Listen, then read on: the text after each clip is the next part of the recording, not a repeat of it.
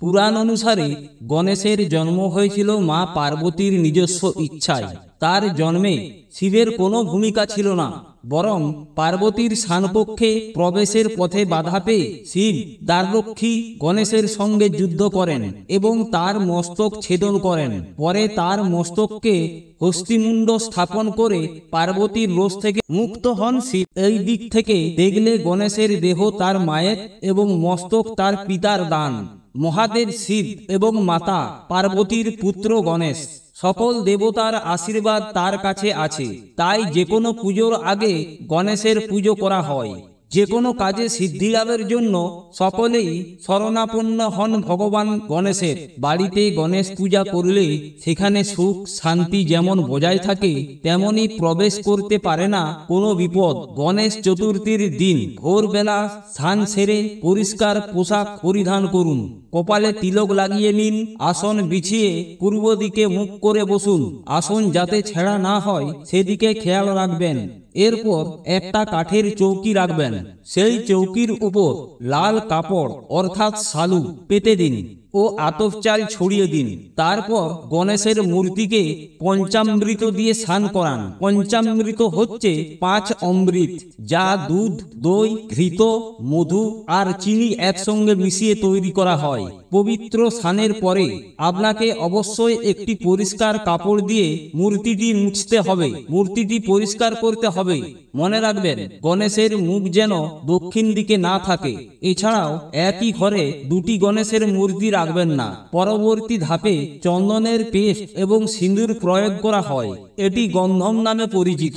তারপর গণপতি মূর্তির ডান ও বাম পাশে ঋদ্ধি ও সিদ্ধির প্রতীক হিসাবে একটি করে সুপারি রেখে দিন। ঋদ্ধি ও সিদ্ধি হলো গণেশের দুজন স্ত্রী। তারপর মূর্তিতে ফুল অর্পণ করে ঘি, তেলের প্রদীপ এবং ধূপকাঠি জ্বালিয়ে দিন। মনে রাখবেন, গণেশকে টগর বা কেতকী ফুল নিবেদন করা উচিত নয়। ভোলেনাথ কেতকী ফুল পছন্দ করেন না, যে কারণে গণেশকেও কেতকী ফুল দেওয়া হয় না। সেই সঙ্গে সাদা রঙের ফুলও দেওয়া যায় না। গণেশকে গাঁদা ফুল ও লাল রঙের ফুল দিতে পারেন। গণেশজিকে চাঁদ সম্পর্কিত কোনো জিনিস দেওয়া উচিত নয়।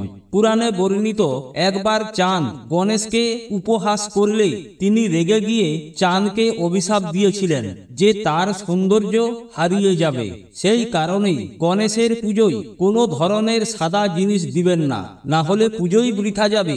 শাস্ত্র অনুসারে গণেশের পুজোয় তুলসী পাতা ব্যবহার করা উচিত নয়, কারণ গণেশ তুলসীকে অভিশাপ দিয়েছিলেন তার পুজোয়, তাই তুলসী দেওয়া যায় না। গণেশকে তুলসী অর্পণ করলে তিনি রুষ্ট হতে পারেন। ভাঙা ধান বা চাল গণেশের পুজোয় ব্যবহার করা উচিত নয়, কারণ ভাঙা চাল ব্যবহার করলে গণেশ রেগে যেতে পারেন।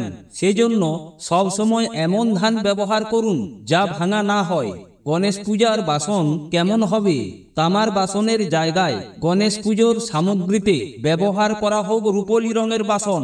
জ্যোতিষশাস্ত্র ও বাস্তুবিদদের মতে রূপোর বাসন যদি গণেশ চতুর্থীর পুজোয় ব্যবহার করা হয়, তাহলে তা বাড়ির সদস্যদের সৌভাগ্য বৃদ্ধি করে। হিন্দু পৌরাণিক কাহিনী অনুসারে গণেশ লাড্ডু, মোদক ও অন্যান্য সব মিষ্টি খেতে পছন্দ করেন।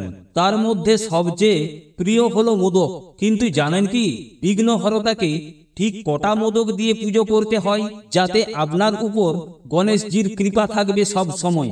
নারকেল এবং চিনি দিয়ে তৈরি মোদক হলো গণেশ ঠাকুরের বেজায় পছন্দের মিষ্টি। তাই তো বাপ্পার পুজো করার সময় এই মিষ্টিটি পরিবেশন করা হয়ে থাকে।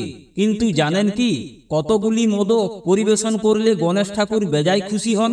শাস্ত্র মতে গণেশ ঠাকুরের পুজো করার সময় বিজোড় সংখ্যায় মিষ্টি পরিবেশন করতে হবে। এমনটা করলে দেখবেন উপকার পাবেন একেবারে হাতে নাতে। গণেশজির পুজোয় তাই 3, 7, 13 বা 21টি মোদকের ভোগ চড়াবেন। তবে সবচেয়ে ভালো ফল পাবেন যদি গণেশজিকে 21টি মোদকের ভোগ অর্পণ করতে পারেন। বাড়িতে বিবাহযোগ্য কেউ থাকলে গণেশজিকে মালপোয়া অর্পণ করুন।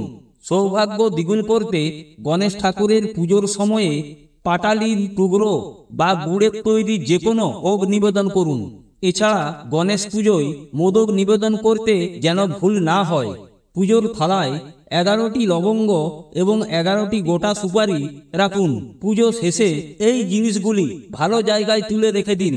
যখনই কোনো শুভ কাজে বাইরে যাবেন সঙ্গে নিয়ে যাবেন, কার্য সিদ্ধি হবেই। ঋণ থেকে মুক্তি পেতে গণেশ ঠাকুরকে 11টি বেসনের লাড্ডু এবং 108টি দূর্বা নিবেদন করুন। একটি কলা পাতায় সর্বপ্রথম ভগবান গণেশকে নৈবেদ্য নিবেদন করা খুবই শুভ ও কার্যকরী বলে মনে করা হয়। কথিত আছে যে ভগবান গণেশ কলা খুব পছন্দ করেন। এই অবস্থায় কোনো ব্যক্তি যদি কলা পাতা নিবেদন করেন তাহলে তার জীবনে সব সংকট কেটে যেতে পারে, বুধের দোষ থেকেও মুক্তি পাবেন। গণেশের ডান দিকে ঘোরানো সুর খুবই কম দেখা যায়। ডান দিকে সুর ঘোরানো গণপতিকে সিদ্ধিবিনায়ক বলা হয়ে থাকে। এই ধরনের গণেশ স্বাধীনতা ও মোক্ষ লাভের প্রতীক। সাধারণত বিভিন্ন মন্দিরে গণেশের সুর ডান দিকে ঘোরানো থাকে। যে মূর্তির সঙ্গে বাহন ইঁদুর এবং মোদক থাকবে না সেই মূর্তি নেবেন না। ইঁদুর গতিময়তা ও ধৈর্যের প্রতীক, আর মোদক প্রভু গণেশের প্রিয় মিষ্টি। পশ্চিম, উত্তর এবং উত্তর পূর্ব দিক হল প্রভু গণেশের মূর্তি স্থাপনের আদর্শ দিক। খেয়াল রাখবেন প্রভু গণেশের মুখ যেন এই দিকগুলির দিকে হয়। গণেশের সুর বাঁ দিকে ঘোরানো থাকাটা শুভ ইঙ্গিত দিয়ে থাকে। এতে দেবতা নমনীয় থাকেন, তাকে খুশি রাখা সহজ। একে দক্ষিণমুখী গণেশ বলা হয়। ডান দিকে ঘোরানো সুরের গণেশ কঠোর ও রাগান্বিত মেজাজের হন। পুরাণ ও শাস্ত্র মতে ভগবান গণেশ দুর্বা ঘাস অত্যন্ত পছন্দ করেন। দুর্বা ছাড়া গণেশের যে কোনো পুজো অসম্পূর্ণ বলে মনে করা হয়।